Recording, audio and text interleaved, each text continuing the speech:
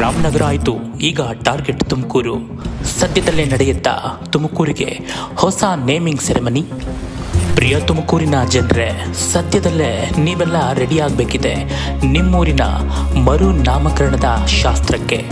ಅದೇ ಮೊನ್ನೆ ಜಿದ್ದಿಗೆ ಬಿದ್ದು ಕುಮಾರಣ್ಣನ ಕನಸಿನ ಕ್ಷೇತ್ರ ರಾಮನಗರವನ್ನ ಬೆಂಗಳೂರು ದಕ್ಷಿಣ ಅಂತ ಹೆಸರು ಬದಲಾಯಿಸಿ ಡಿಕೆಶಿ ಕುಮಾರಸ್ವಾಮಿ ವಿರುದ್ಧ ಮೀಸೆ ತಿರುಗಿದ್ರು.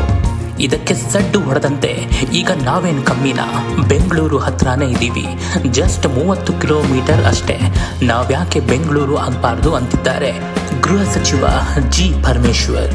ಹೇಗೂ ಅವರದ್ದೇ ಸರ್ಕಾರ. ತುಮಕೂರಿನ ರಾಜಕೀಯ ಅರಿದು ಕುಡಿದು ಪ್ರಭಾವಿ ನಾಯಕರಾಗಿರುವ ಪರಮೇಶ್ವರ್ ಅವರಿಗೆ ಇದೇನು ದೊಡ್ಡ ಕಷ್ಟದ ಕೆಲಸ ಅಂತ ನಿಮಗನ್ಸತ್ತಾ? No chance. ಮಾಧ್ಯಮಗಳಿಗೆ ಡಾಕ್ಟರ್ ಜಿ ಪರಮೇಶ್ವರ್ ಹೇಳಿದ್ದೇನು ಅಂದರೆ, ತುಮಕೂರು ಜಿಲ್ಲೆ ಎನ್ನುವುದು ಬೆಂಗಳೂರು ಉತ್ತರ ಜಿಲ್ಲೆ ಎನ್ನುವುದಕ್ಕೂ ವ್ಯತ್ಯಾಸವಿದೆ. ನ್ಯೂಯಾರ್ಕ್ನಲ್ಲಿ ಇರುವವರಿಗೆ ಬೆಂಗಳೂರು ಉತ್ತರ ಎಂದರೆ ಸುಲಭವಾಗಿ ಅರ್ಥವಾಗುತ್ತದೆ. ತುಮಕೂರು ಜಿಲ್ಲೆ ಎಂದರೆ ಎಲ್ಲೋ ಇದೆ ಎಂಬ ಭಾವನೆ ಮೂಡುತ್ತದೆ. ಬೆಂಗಳೂರು ನಗರ ಈಗಾಗಲೇ ನೆಲಮಂಗಲದಿಂದ ಹೊರಕ್ಕೆ ಬೆಳವಣಿಗೆ ಕಂಡಿದೆ. ಅಲ್ಲಿಂದ 30 ಕಿಲೋಮೀಟರ್ ಬಂದರೆ ತುಮಕೂರು ತಲುಪಬಹುದು. ಹಾಗಾಗಿ ನಗರ ವ್ಯಾಪ್ತಿ ವಿಸ್ತಾರ ಮಾಡಿದರೆ ಅನುಕೂಲವಾಗುತ್ತದೆ. ಈಗಾಗಲೇ 14 ಗ್ರಾಮ ಪಂಚಾಯಿತಿಗಳನ್ನು ಮಹಾನಗರ ಪಾಲಿಕೆ ವ್ಯಾಪ್ತಿಗೆ ಸೇರಿಸಲು ಪ್ರಸ್ತಾಪ ಸಿದ್ಧಪಡಿಸಲಾಗಿದೆ. ಮೂಲಗಳ ಪ್ರಕಾರ ಈ ಸರ್ಕಾರದ ಅವಧಿ ಮುಗಿಯೋದ್ರೊಳಗೆ ತುಮಕೂರಿನ ಹೆಸರನ್ನ ಬೆಂಗಳೂರು ನಾರ್ತ್ ಅಂತ ಬದಲಾಯಿಸುವ ಪ್ಲಾನ್ ನಡೆದಿದೆಯಂತೆ.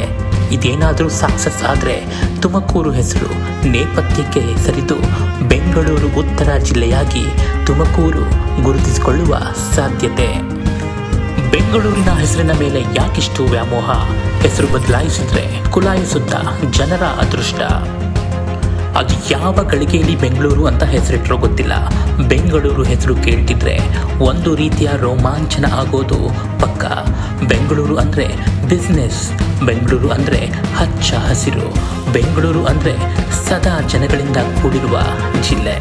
ಮುಟ್ಟಿದ್ದೆಲ್ಲ ಚಿನ್ನ, ವ್ಯಾಪಾರ ವ್ಯವಹಾರ ಬೊಂಬಾಟ್ ಅನ್ನೋ ನಂಬಿಕೆ. ಈ ಕಾರಣದಿಂದಲೇ ರಾಜಕೀಯ ನಾಯಕರಿಗೆ ತಮ್ಮ ಕ್ಷೇತ್ರದ ಹೆಸರನ್ನ ಬದಲಾಯಿಸಿ ಡ್ಯಾಮೇಜ್ ಆಗಿರೋ ತಮ್ಮ ಊರಿನ ಇಮೇಜ್ ಉಳಿಸಿಕೊಳ್ಳೋ ಪ್ರಯತ್ನ. ವ್ಯಾಪಾರ ವ್ಯವಹಾರ, ಅದರಲ್ಲೂ ಮುಖ್ಯವಾಗಿ ಭೂಮಿ ಬೆಲೆಯನ್ನು ಹೆಚ್ಚಳ ಮಾಡಿಕೊಳ್ಳುವ ದುರಾಸೆ ಇರೋದೊಂದು ಸತ್ಯ. ನಾಳೆ ಕೋಲಾರ ಚಿಕ್ಕಬಳ್ಳಾಪುರದವರು ಕೇಳಿದ್ರೆ ಏನು ಮಾಡೋದು? ಇಡೀ ರಾಜ್ಯಕ್ಕೆ ಬೆಂಗಳೂರು ಅಂತ ಹೆಸರಿಟ್ಟು ಬಿಡಿ ಅಂದರು ನೆಟ್ಟಿಗರು. ರಾಜಕಾರಣಿಗಳ ಈ ಲಾಭಿಗೆ ಕೆರಳಿ ಕೆಂಡವಾಗಿದ್ದಾರೆ ನೆಟ್ಟಿಗರು. ಹೀಗೆ ಎಲ್ಲ ಊರಿನ ಹೆಸರನ್ನ Bengaluru north, south, east, west ಅಂತ ಇಡ್ತಾ ಇದ್ರೆ ಬೇರೆ ಜಿಲ್ಲೆಯವರು ಸುಮ್ಮನಿರ್ಬೇಕಾ? ನಮ್ಮನ್ನ ಬೆಂಗಳೂರು ಜೊತೆಗೆ ಸೇರಿಸಿ ಅಂತಿದ್ದಾರೆ. ಇಲ್ಯಾರೋ ಒಬ್ರು ಇಡೀ ರಾಜ್ಯಕ್ಕೆ ಬೆಂಗಳೂರು ಅಂತ ಹೆಸರಿಟ್ಟು ಬಿಡಿ, ಅಲ್ಲಿಗೆ ಎಲ್ಲ ಆಲ್ ಕ್ಲಿಯರ್ ಅಂತ ಬಿಟ್ಟಿ ಉಪದೇಶ ಕೊಡ್ತಿದ್ದಾರೆ. ಜ್ಯೋತಿಷ್ಯವನ್ನು ನಂಬಿ ಗ್ರಹಚಾರ ಸರಿ ಹೋಗ್ಲಿ ಅಂತ ಜನ ಹೆಸರನ್ನ ಬದಲಾಯಿಸಿಕೊಳ್ಳೋದನ್ನ ಕೇಳಿದ್ವಿ. ಈಗ ತಮ್ಮ ಊರಿನ ವ್ಯಾಪಾರ ವ್ಯವಹಾರದ ಅದೃಷ್ಟ ಬದಲಾಗಲಿ ಅಂತ ಊರಿನ ಹೆಸರನ್ನ ಬದಲಾಯಿಸುವ ಕಾರ್ಯ ನಡೀತಾ ಇದೆ. ಅಂತೂ ಬೆಂಗಳೂರಿನ ವ್ಯಾಮೋಹಕ್ಕೆ ಸಿಲುಕಿ ಹೆಸರು ಬದಲಾಯಿಸಿಕೊಂಡಿರುವ ರಾಮನಗರ ಆಯಿತು, ಈಗ ತುಮಕೂರಿನ ಸರದಿ. ಈಗಾಗಲೇ ಅಸ್ತಿತ್ವದಲ್ಲಿರುವ ಬೆಂಗಳೂರು ನಗರ, ಬೆಂಗಳೂರು ಗ್ರಾಮಾಂತರ ಜಿಲ್ಲೆಗಳು ಈಗ ಹೊಸದಾಗಿ ಡಿಕೆ ಶಿವಕುಮಾರ್ ಕನಸಿನಂತೆ ರಾಮನಗರವನ್ನು ಬೆಂಗಳೂರು ದಕ್ಷಿಣ ಮಾಡಲಾಗಿದೆ.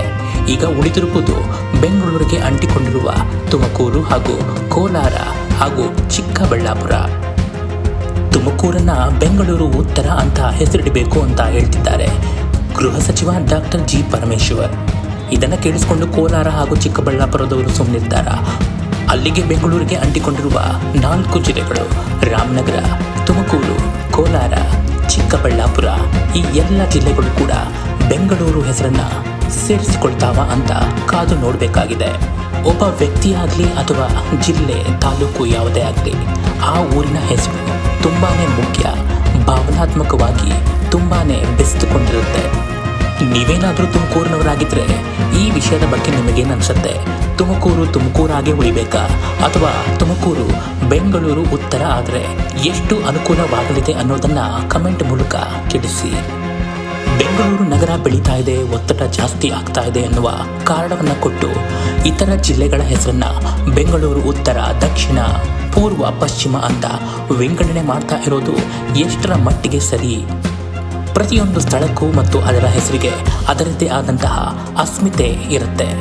ಊರಿನ ಹೆಸರು ಚೇಂಜ್ ಮಾಡಿದ ಕೂಡಲೇ ಜಿಲ್ಲೆಯ ಲಕ್ ಬದಲಾಗುತ್ತೆ ಅನ್ನುವ ಈ ನಾಯಕರ ವಾದ ಎಷ್ಟರ ಮಟ್ಟಿಗೆ ಸರಿ?